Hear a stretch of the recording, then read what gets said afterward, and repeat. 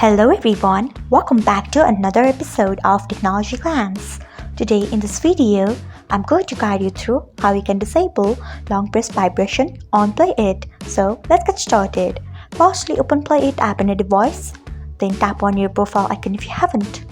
Next, tap on settings, then tap on video, then scroll until you find long press vibration, then turn off it by tapping on it. So this is how you can disable long press vibration on PLAYit.